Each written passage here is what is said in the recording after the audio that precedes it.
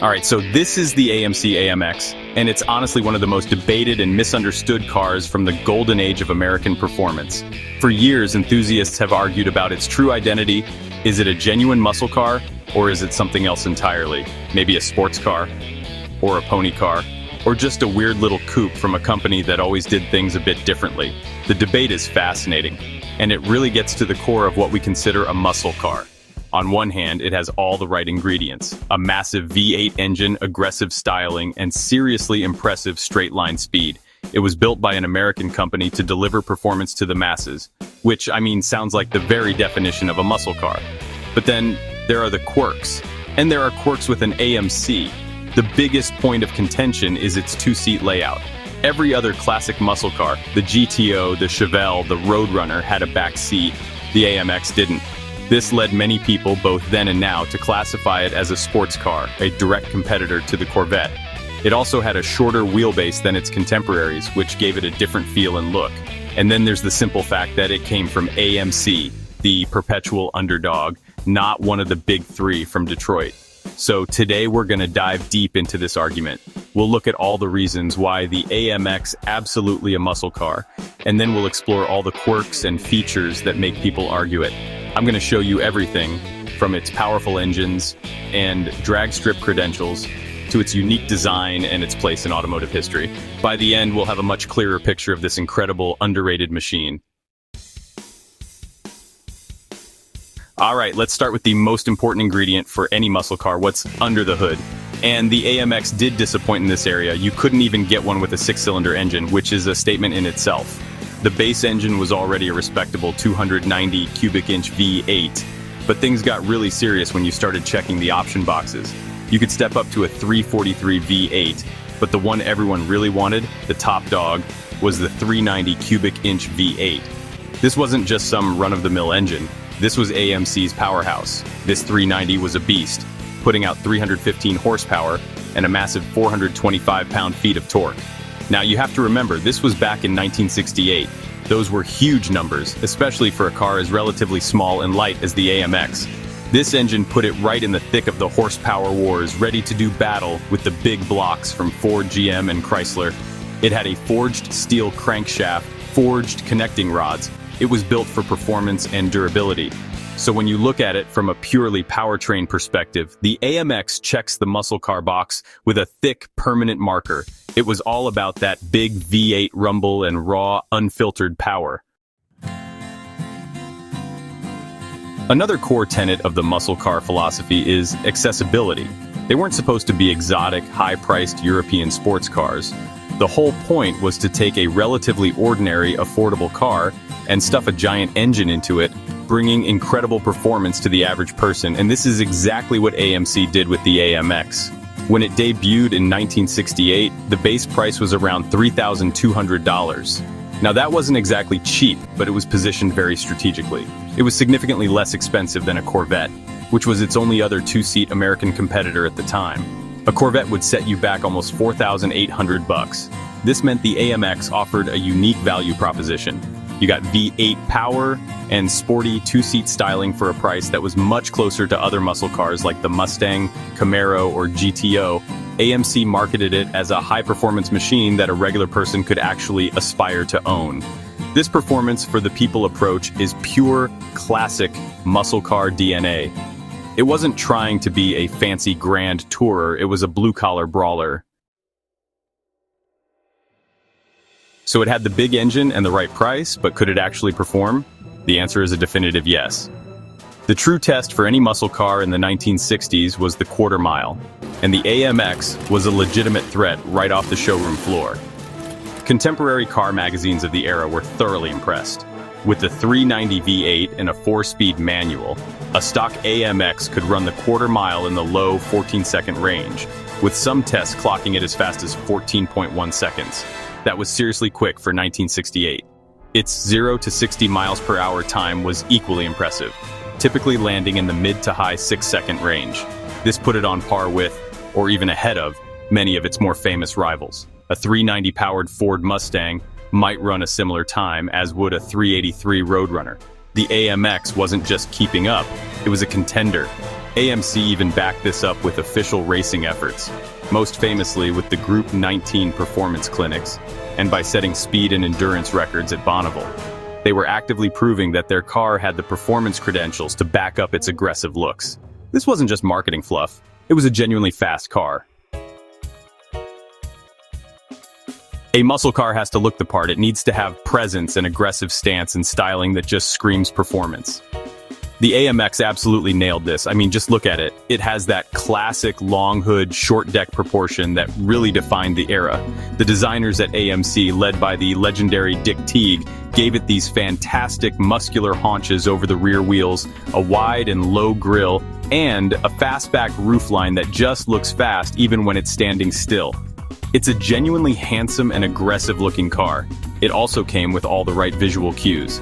You could get it with bold racing stripes, a functional ram air hood scoop system called the Go package, and dual exhaust poking out the back. These weren't just for show. They were part of a package that included performance upgrades like a heavy-duty suspension and front disc brakes. The overall image was one of purpose-built speed. It didn't look like a gentle commuter car. It looked like it was meant to be driven hard, and it had an attitude that was every bit as intimidating as a Chevelle SS or a Dodge Charger. The styling perfectly matched the V8 power under the hood. Now we get to the other side of the argument, and this is the big one, the seating arrangement. The AMC AMX was strictly a two-seater. There was no back seat, not even a tiny useless one like you'd find in a Porsche 911. Behind the front seats was just a carpeted luggage area. This is the single biggest reason why many purists refuse to call the AMX a muscle car. The traditional definition of a muscle car, they argue, is an intermediate-sized sedan or coupe with a back seat, into which a large engine has been installed. Think about it. The Pontiac GTO was based on the Lehmans, the Chevelle SS was a Chevelle, and the Roadrunner was based on the Belvedere. They were all family car platforms at their core. The AMX, by contrast, had its wheelbase shortened by a full foot compared to its four-seat sibling, the Javelin. This two-seat layout put it in a very exclusive club in America, a club occupied almost solely by the Chevrolet Corvette. And everyone agrees the Corvette is a sports car, not a muscle car. So the argument goes, if the AMX shares this fundamental trait with the Corvette, it must also be a sports car. Directly related to the two-seat design is the wheelbase. To create the AMX, AMC took the platform of their pony car, the Javelin, and chopped a 12-inch section out of the middle, right behind the front seats. This resulted in a very short 97-inch wheelbase. For comparison, a 1968 Ford Mustang had a 108-inch wheelbase, and a Pontiac GTO's was a massive 115 inches. This drastic difference had a major impact on the car's character, both in its appearance and its handling. Visually, it gave the AMX those unique, almost stubby proportions. It looked more compact and nimble than the longer, heavier-looking muscle coupes. More importantly, it changed how the car drove. A shorter wheelbase generally makes a car more agile and quicker to change direction, which are classic sports car traits. The long wheelbase muscle cars were known for being great in a straight line, but somewhat ponderous in the corners. The AMX, with its shorter wheelbase and lighter weight, handled more like a sports car. It felt more tossable and less like a traditional lumbering muscle machine. Some saw this as a benefit, but for muscle car purists, it was another deviation from the established formula. This next point is, honestly, less about the car itself and more about perception and brand snobbery. In the 1960s, the American auto industry was utterly dominated by the big three General Motors, Ford, and Chrysler. They had the biggest budgets, the most extensive marketing, and the largest dealership networks. American Motors Corporation, or AMC, was the scrappy independent, the underdog that was always fighting for scraps. They were known for building sensible, economical cars like the Rambler, not high-performance machines. Because of this, when AMC did produce a legitimate performance car like the AMX, it was often overlooked or not taken seriously by brand loyalists. A Chevy guy would only consider a Chevelle or Camaro. A Mopar fan would only look at a Dodge or Plymouth. AMC was the outsider, and in the tribal world of car culture, that really mattered. Some purists, whether they admit it or not, discount the AMX simply because it doesn't have a bow tie, a blue oval, or a pentastar on it. It's an unfortunate bias, but it's a real factor in why the AMX's muscle car status has always been a bit tenuous in the eyes of the mainstream. Finally, one of the biggest sources of confusion surrounding the AMX is its relationship with its four-seat sibling, the AMC Javelin. Because they look so similar from the front and share many body panels, a lot of people mistakenly believe the AMX was just a trim level of the Javelin, kind of like how the GTO was a trim level of the Lehman's.